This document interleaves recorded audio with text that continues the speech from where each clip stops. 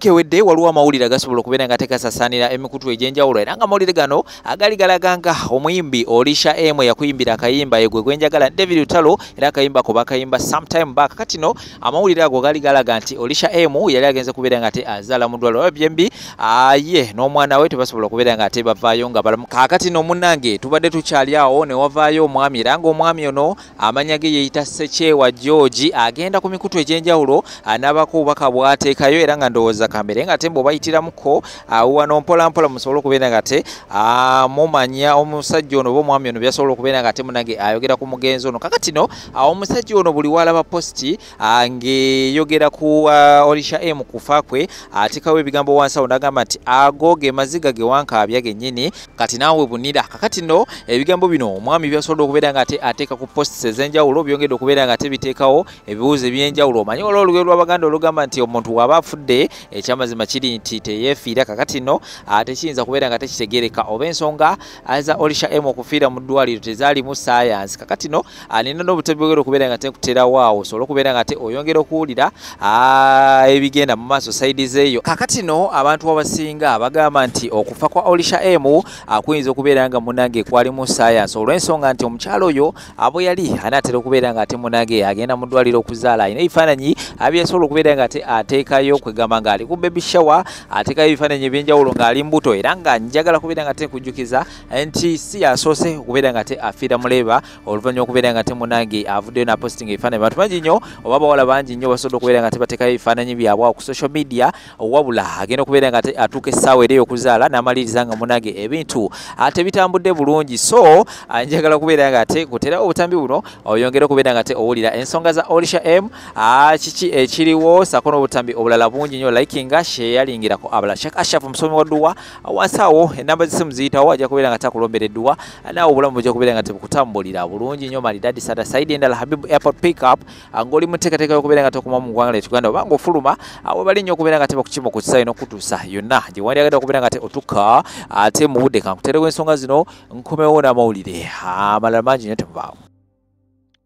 Asebo ne banyaba ebintu bingi ebyakoze amawulire mu kuziika mukyala Namubiru naye nga bwe mwabaddemu ebikwatagana n'ennono n'obuwangwa kangezeeko okubitemaatema mu ngeri emu oba endala. Waliwo yagambye nti omukyala bw'afa nga azaala omwana ng'ali mu lubuto bamuziika naye. Ekyo si kituufu, si kituufu, si kituufu, si kituufu. Mu Buganda wano waliwo omuntu bamuyita mutemu. Mutemu yaani? Omutemu y'oyo azaaza omulambo.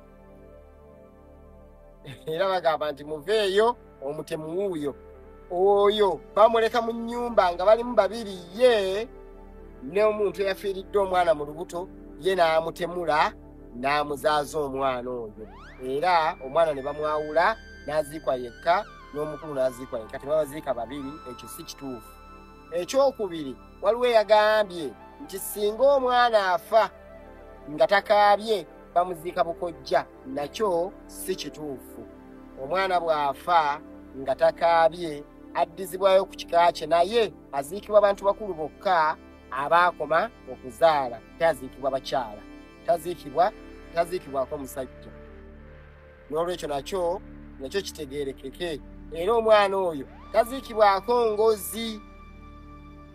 Engozi kyeki? Engozi bwe busuuka oba bwategekeddwa okusitula omwana taziikibwako ngozi. Bamuzinga mu ngoye empya, bamuzinga mu ssuuka ne bamuziika. So omwana bw'aba akaabye ng'akaabyeko bamuteekako olugoye olwa maama we lwayambaddeko n'olugoye olwa taata we lwayambaddeko. Awo enjawulo weebeerera nti oli taziikibwako na lugoye lwa maama we naye ono akaabyeko ekirira bakimuggyako kubanga abeera akaabyeko ekirira bakimuggyako ate bamusoosaako olugoye lwa maama we ne bamuzaako olugoye lwa kitaawe ne balyoka bamuzinga. N'ekyo nakyo kitegerekeke. Omwana taziikibwa bukojja nti olwokuba takaabye ate omwana taziikibwa mu lubuto lwa maama we nti olwokuba amufiiriddemu omutemu ajja n'amutemula n'amumuggyamu ne bamuziika buli omu ng'amuziise wuwe. Omwana n'agenda ku bijja bya bajjajjaabe era bwe babeera baziika omwana oyo atakaabye amalaalo ge tegagulumira bagaseeteza ne gasaanawo ne gaggwaawo. Bwe gatyo bwe gabeera bwe bumu ku bulombolombo obutinyi obugobererwa mu kuziika oba okujja omukyala omwana mu lubuto abeera afudde ng'amuli mu ewaabwe. Amannya nze Bruno Betty muzzukulu wa Mukumandiga. Nsaba sitera yogera nsaba leero njogerera akantu kati. Omuntu bw'afiirwa okukaaba y'engeri yokka woyinza okukakkana n'ogamba omuntu wange mumusiibudde. Abaali bafiiriddwako mukimanyi. Ate tomanya gye kiva oyinza n'okulaluka okaaba ne weeta. Abakyala goma sizimanyi n'okusumuluka mbeere negadde ebweru. Noonyweza ekitooke noonyweza yenna abaakuliraanye ng'owulira ofa obulumi. Ng'owulira ofa ne weeta because obanga mulalu oviiriddwako maama oviiriddwako taata oviiriddwako kkojja baawo omuntu oyo abadde akubeererawo kwe kufiirwa. Naye ngenda kusaba kwebaza baganda bange abakola omulimu gwa media toyanzeege. Mwebale nnyo mwebalire ddala okutuwa updates. Naye nsaba kimu waliwo abasukka si mu bubi mikwano gyange waliwo abasukka. What about getting an extra mile?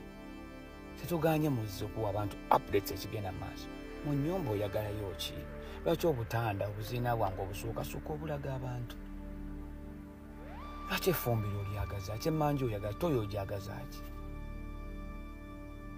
Meeting ya mukika etudde mu ddiiro onoonyayo ki? Nze nali suubidde nti kale ozze ku updates tukome wano. Bode yiye etuuka bantu babuulire. Banoone Namwandu fine. Bannange tugenda mu kyaki fine. Naye going extra mile mu nnyumba mu bisenge kiki kyonoonyayo buladi? Omuntu okufiirwa osobola okuvaawo n'ogaa n'otwala eri mu kasona ng'owulira ofa oyagala okaabe. Tabbo gye mukola olinemezaamu kamera. N'okwata Namwandu yenna bw'ali asesema oba engeregeze oba amenyera akaaba afa yeetaaga omuntu agenda omugamba guma mukwano. Omwana ogenda okutuuka ati ng'amulimu gwa kamera balinga 8 kuva kaviiri paka kageri tufa ki baganda bange. Tubeeko ne ethics. Manyaako wookoma ogamba ogoberedde Namwandu paka eri mu bijja mu malaalo bano bagoberedde kiki bannange. Lwaki mwagala okuleka nga mutwambudde tutyo? Ensonga lwaki mu Buganda edda omukyala nakati actually kikola ng'omukyala bw'afiirwa kibasooka mugaggalawo ebisenge. Lwaki nti Sawuli yajjanga okaaba abazze abamu babazze kubba. Kati amaka gano olese gonna ogambudde ng'owa kamera muganda wange olese omwambudde ngenda kudda abantu bano mbeebaza okumperekera kumaki bagenda okungamba bulijjo ozimba temulina nekimulina obutanda bwonna obusenge bwonna really badde mbasa baganda bange mwebala omulimu gwe mutukolera but updates tubeeko ne bwe tuzikomya tulage body etuuka. Naye ekikubye makafa nga gwafiiriddwa maama wo bataata wo basinga oli mmaze gookaaba abantu abaligenda nti nga kitalo bakutunuzaamu kamera.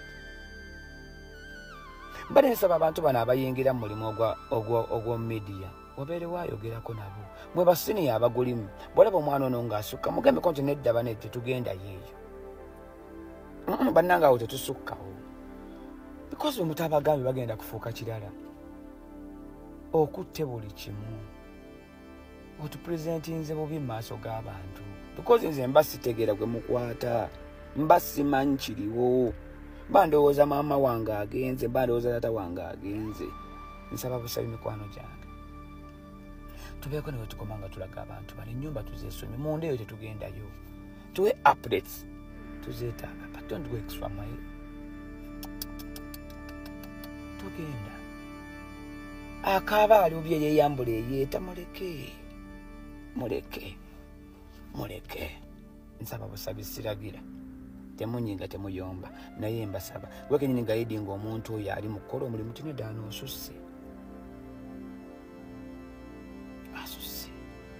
Namwandu alaaja n'afa yaziira nabbaawo agenze omwana kamera amuli ati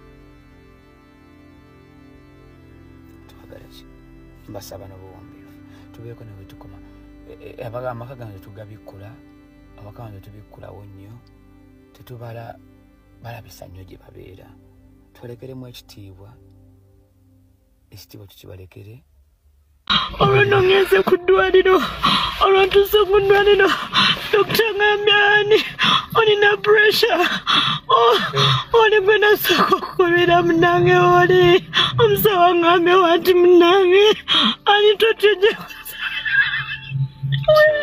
mama oli yasooka okuŋŋamba tugenda mama oli ani nimizere munange nzija omuli ongebi tuoli abisimbisi oli anumye yange nnyo oli anumye nnyo sinza singa babe naye olina nkanumye tugenze muto sirabangako omuyimbi alinga oli ate nabika sigenda kuta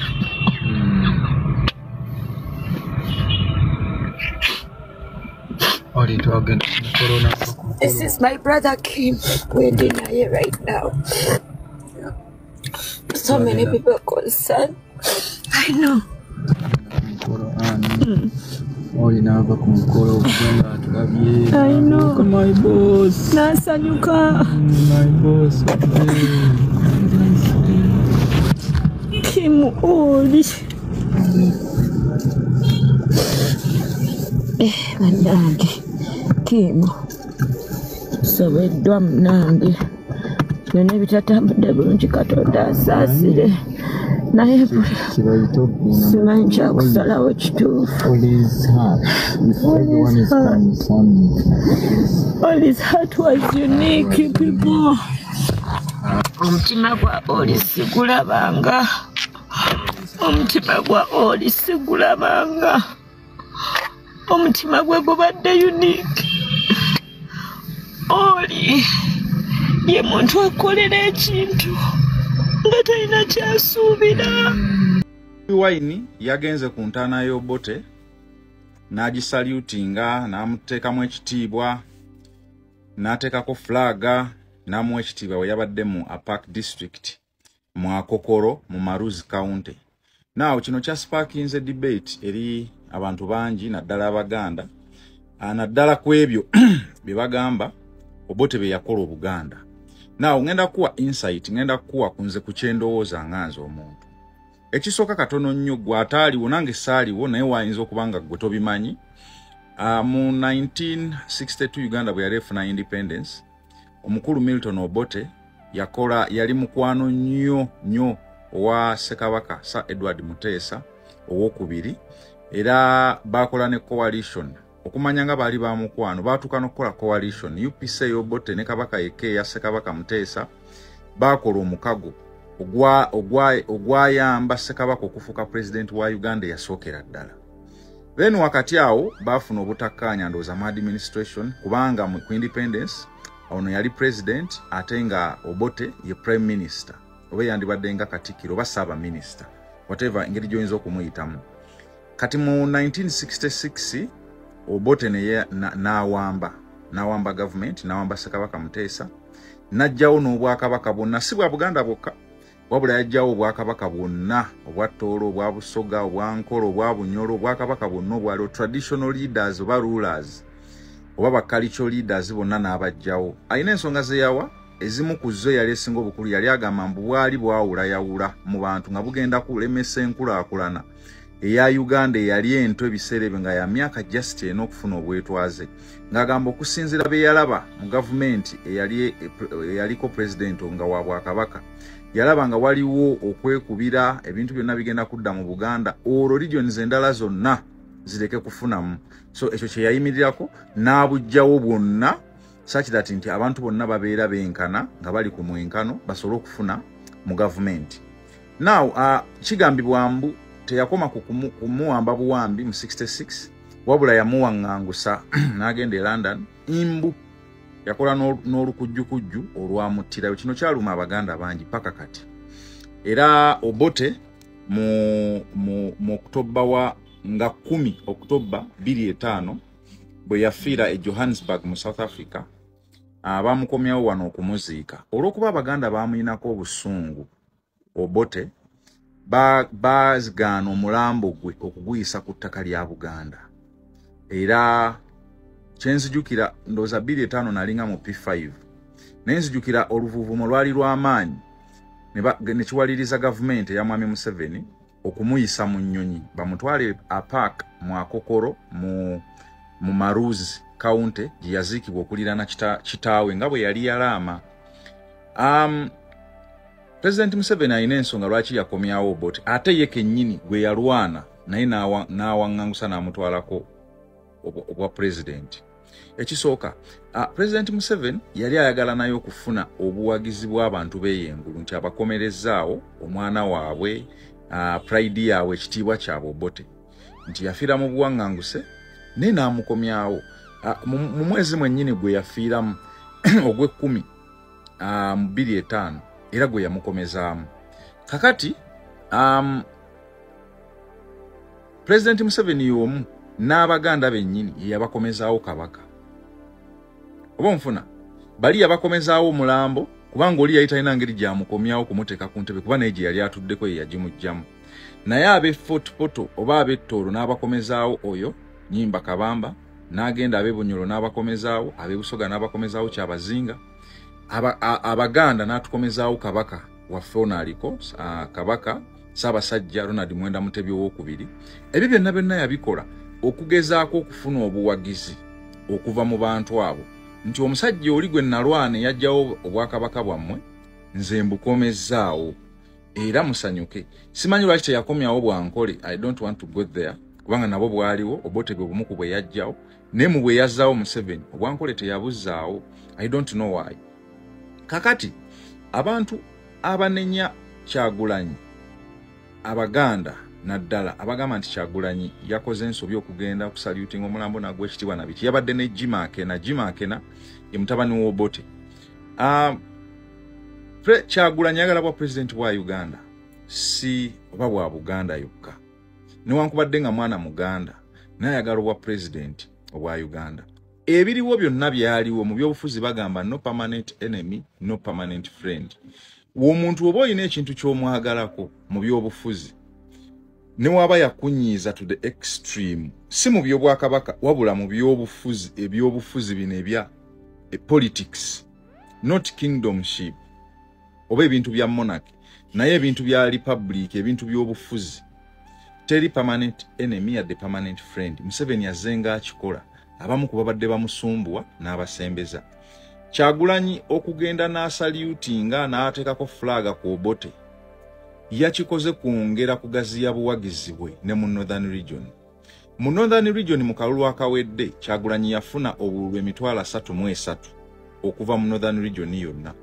President Museveni yamukubisaamu emirundi 3 yafunayo obululu obwasukka mu kakadde mu Northern Region. Lwaki? Nti abadde ayina enkolagana ennungi n'Akena, abadde ayina enkolagana ennungi ne Mao, yali akoze enkolagana ennungi n'Olala Otunu n'abakulembeze baayo abasinga kyobola nti NRM yesingayo amaanyi waggulu eyo. Ayina ebintu bingi nnyo president byazza abakolera. Simanyi eno video enaamalayo kyengezaako naye ngenda kukola 2. Ayina ebintu bingi president Museveni byakoledde ab'engulu okutwala emitima gyabwe. Mubaddemu okubajjirawo Koni yali abafuukidde ekizibu. Yabayamba ku Bamasayi bano abaavanga e Kenya nga bayitamu erigo ne bajja ne babba ente zaabwe naddala Abakalamojja abo nabaki. N'abayamba okubakolera enguudo oli accessibility teyali nnungi omuntu okuva engulu okujja ne bisinga abikoze. N'ateekawo peace ku border countries awo ezaali hostile Sudan, waliwo Congo biki ataddewo peace awo nti abantu bali safe bakola business zaabwe bamutunulira nga ki. Akoze kye tuyita decentralization obuyinza abugabanye tabucentralizinze. N'ateekayo ba RDC n'ateekayo batya n'akola ebintu bingi nnyo eyo abasinga bakimutunulirako. Naye nga initial oba primarily amaanyi yasinga kugafuna mu kuzzaayo mulambo gw'Obote. Abantu beeyo ne bamwagala ate n'asembeza n'abafamire ye Baakena ba Betty Amongi bano bamama Miria Kalulu Obote n'abalala abafaanana ng'abo. Kati ekyo kyamuyamba.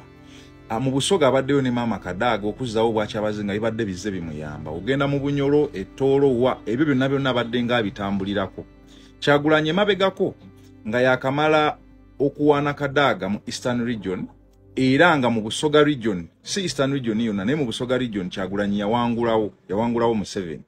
newankwadde nga mu Eastern Region yonna Museveni yamala neyenunulira e Bugisu nawa because Eastern Region tekoma ku Busoga yokka wali Bugisu ndowooza wali Zimbale zaani yamala neyenunula naye olaba nti yali takoze mulungi mu Busoga naye nga kyava ku relationship ye gy'alina ne maama Kadaga ennungi kati agezezaako okukigaziya ne mu Northern n'amanya baani abasalawo ebyobufuzi by'omu Northern Region abamu ku abo Jimmy Akena kyobola nti UPC kikyali kibiina ekirina ababaka 9 mu parliament naye nga bonna bava mu Northern Region kitegeeza UPC ekyakomandinga era bw'ogikwata eyo waggulu n'okwata Jimmy Akena n'obalaga nti oli wamu n'obote regardless nti abaganda bamuwalana nga gwe omuganda omusaliutinga kisobola okwongerako obuwanguzi but abaganda eno abamu oba abasinga basobola okunyiigira jukira mu bululu emitwalo 3.6 million Kyagulanyi bwe yafuna mu Uganda 2 million yazijja mu Central Region wano mu Buganda President Museveni yafunawo just emitwalo 8 gyokka ye n'agenda mu Western ewaabwe n'afunayo 2.7 million gye yasinga okufuna obungi over 44% ku bululu bonna bwe yafuna 6 million okwo bwe yagattako akakadde emitwalo 8 egya wano n'agattako akakadde k'omu Northern then najja n'agattako 1.5 gye yajja mu Eastern Region yonna yonna ewamu najja n'abeera victorious ne 6 million kati Kyagulanyi nze nganze omuntu ninza obutamunenya kubanga ekintu kyayagala tosaa kuwangula ng'olina Central yokka kubanga Central yagifunamu 2 million n'agenda n'afuna Eastern naye Western ne Northern ne bimulema you cannot be president. Abalungi abatuwuliriza era abatulaba olunaku olwaleero tukyaddeko ewa Sheikh Ashraf Dembe. Sebo sanyusa okubalaba amannya agange Seeka Ashraf Dembe akola ku bizibu by'enjawulo omuntu singa balina ebirwadde musomereddwa tunywa amazzi ga lukuya nga bw'obadde ogalaba tugenda abantu ku kyoto ne twokya emizimu emibi egibabaamu n'okulomba edduwa abantu singa abeera ng'ali wano atuuse sobola okumulombera edduwa ne waba atatuuse nga mpadde amannya ge naye ng'ali wala neetaase enamba yange yeeno eri 0707363711 nammwe bannyinaffe abali ebweru oyagala okuba nti oyagala okulombera ku dduwa ng'olina ebizibu viza zibuze amaka gakolongotana sente zikola zimpita mu ngalo ojja kumpeereza ekifaananyi kyo n'amannya go ebyo byokka bijja kummala nja kukulombera edduwa ojja kutereera olunaku olusembayo mu mwezi mba n'edduwa eyawamu ffenna n'abalwadde bange abakadde n'abapya. Assalamu alaikum warahmatullahi wabarakatuh.